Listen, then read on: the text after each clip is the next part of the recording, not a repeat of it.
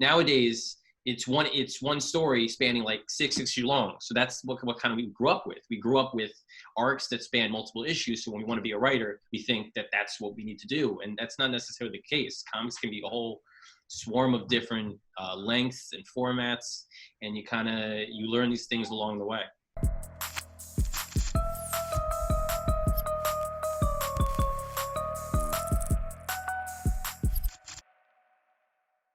Hey guys, welcome to Inside Comics with George McHale. Real quick, if you like this content, please subscribe and tell a friend about it. Today, my guest is my main man, Frank Martin. Frank, thanks for being on the show. Hey, George, thanks for having me on. Yeah, absolutely, dude. You've got a cool project, crowdfunding now, called Polar Paradox. But before we get into that, I'd like to talk to you about how do you write structure, and what is the importance of structure in a comic book? So for me, when you work about story structure, you really want to take advantage of the comics medium as much as possible, as opposed to other mediums which might focus on, let's say, monologues, or maybe get into the psychology of characters if you got a novel and it's first person. When it comes to comics, I should say, readers love to see the art tell the story. They love to see big spectacle, whether it's sci-fi battles or superhero fights or action in ways that the art can really drive the narrative forward. So I try to focus, especially in a book like Polar Paradox, I try to focus the story around those events and kind of bookend the story to really expand those moments as much as possible. Yeah, I've been writing comics now for about 3 years, and I've learned so much about how to pace a comic book and having like page turn reveals. I think that's maybe one thing that maybe people that are thinking about breaking into comics, thinking about maybe writing their first comic book, is to have like that big reveal on an even number page, because that's when you turn the page, it's like aha, and then having the more cliffhangers on the odd number pages.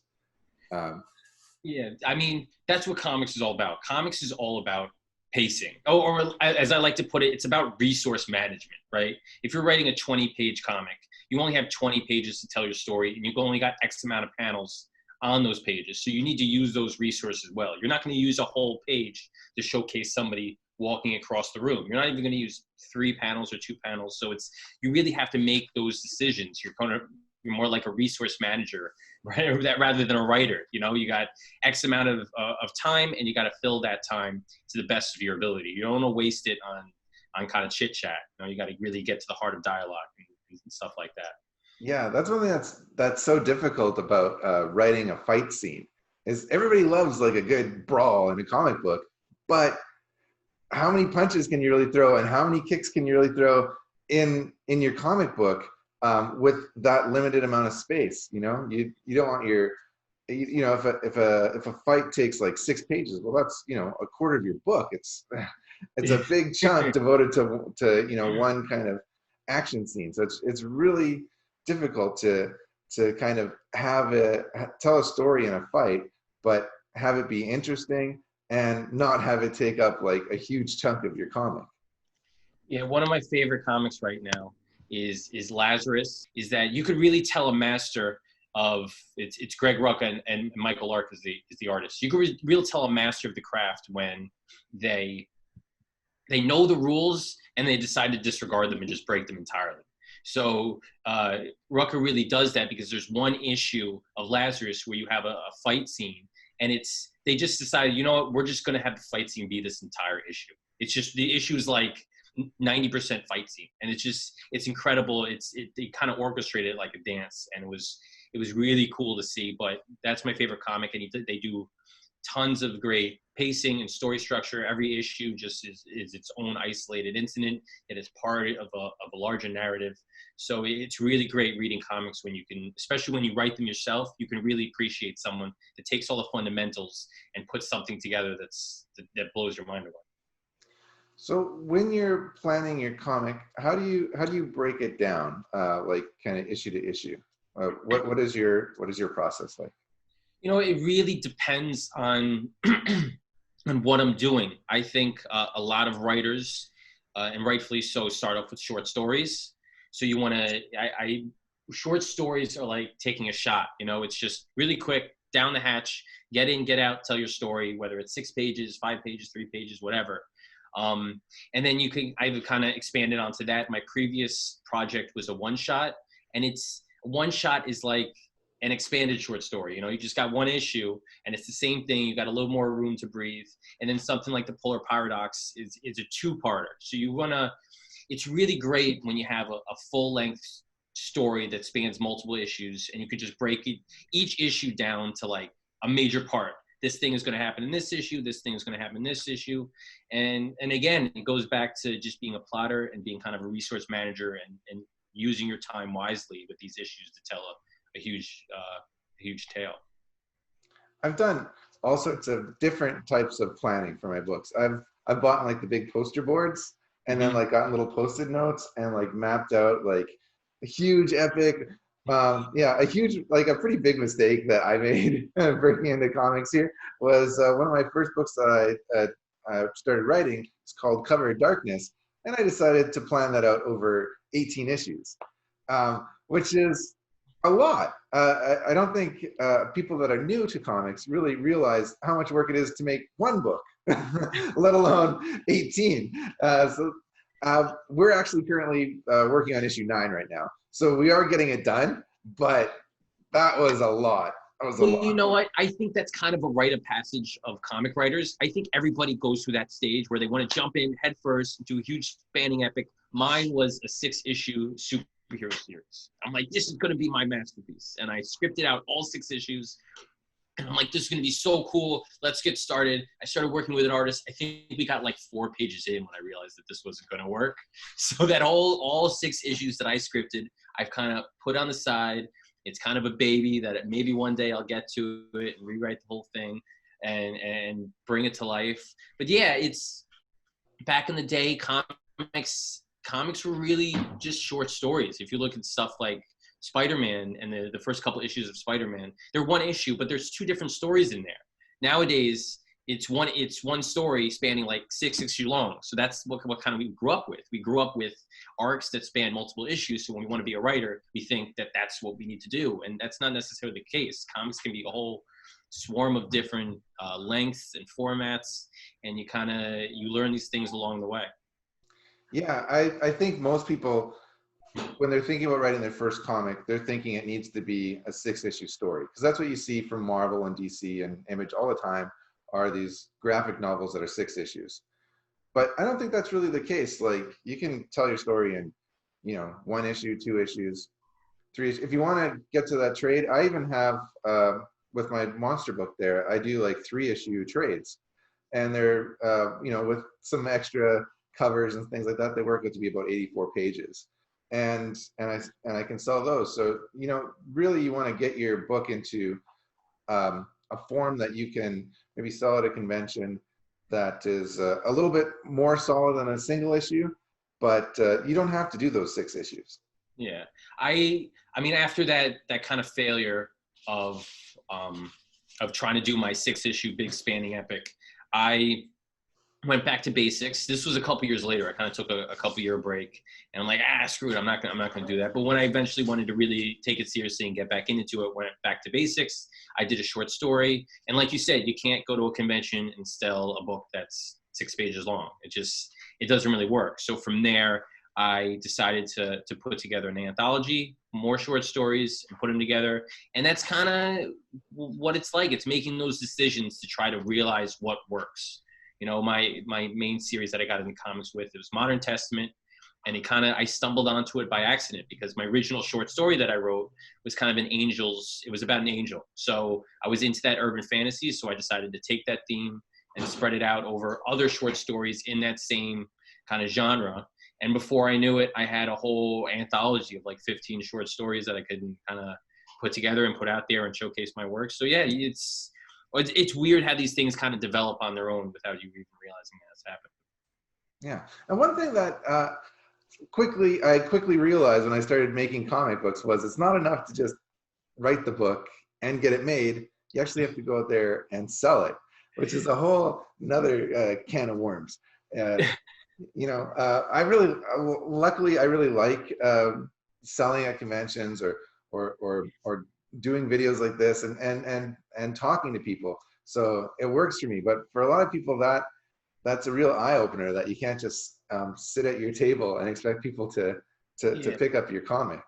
One of the toughest things I had to learn in a scenario like that, and this goes for anything. I write prose, I put out a whole bunch of novels, is that people aren't inherently interested in what you're doing. They're just not, especially at a convention. They're not there to see you. They're not there to see Frank Martin and buy Frank Martin stuff. And you have to make them interested. You have to give them a reason to want to flip through the pages, to want to be invested in your story. And it takes energy, it takes work. And at the end of the day, after a convention, it's exhausting. And sometimes it's mentally bruising, because you get a lot of people that just like, I don't want to deal with you. And I have so much respect that people that put aside a weekend and they just hit it weekend after weekend. And at conventions, I mean, this year's been total mess in that regards. But yeah, trying to get, the hardest thing you can do is convince one person that you're worth listening to, which is kind of not what we got into trying to make comics, but it's part of the game. Yeah, it absolutely is part of the game. And going off of that, can you tell us a little bit about Polar Paradox? Sure. Polar Paradox, as I was saying, it's a two-part story. It's a two-parter. The first one is essentially what the story is it takes place in the near future, and you have scientists that are on a research mission underneath the Antarctic Sea. They're going to an environment that's nobody's ever been to before, cataloging animals that have evolved and nobody has ever seen before, and they go missing. So we have some like a elite diver unit, a trio of elite divers that go on a rescue mission, and they go exploring this place where these scientists went to. And it's completely uncharted territory.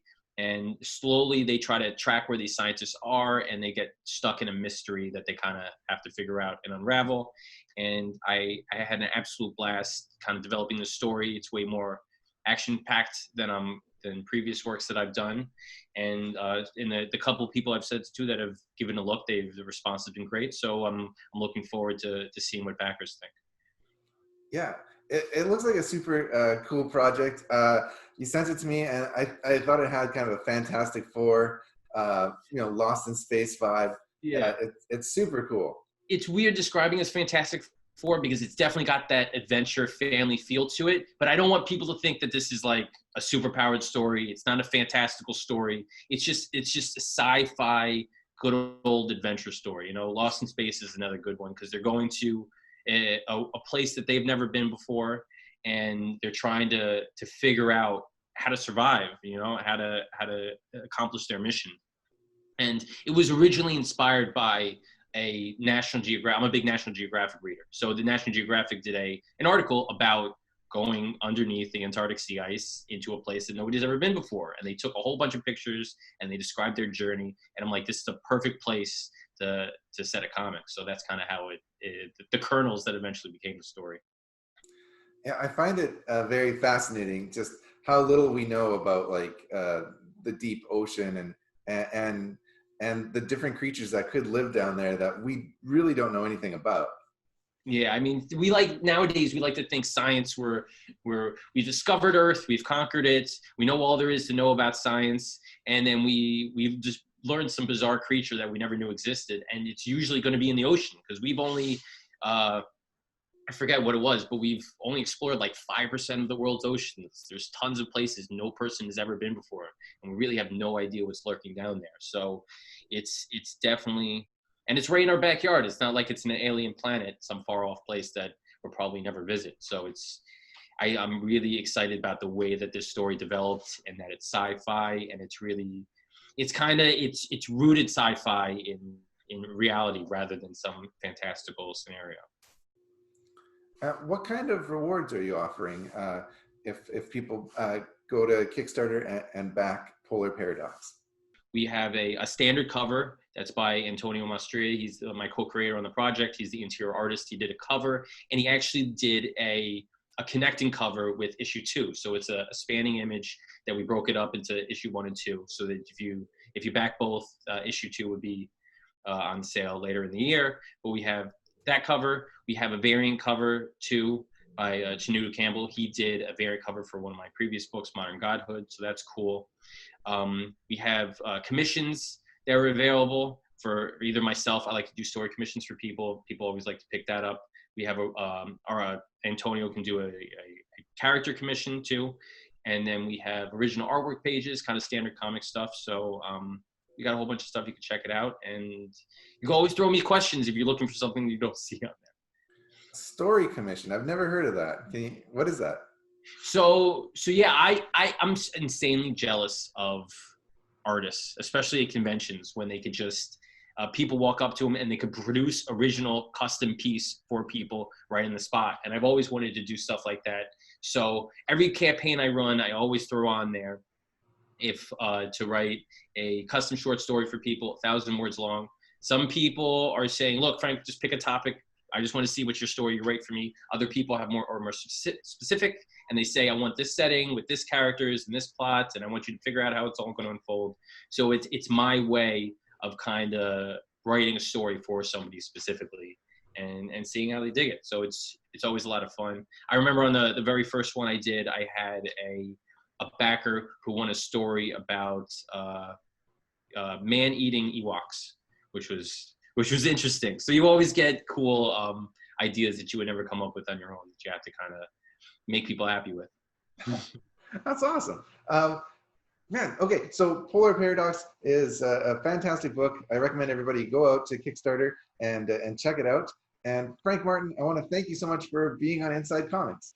Oh, thank you for having me on. This was cool talking comics always. It's a good time.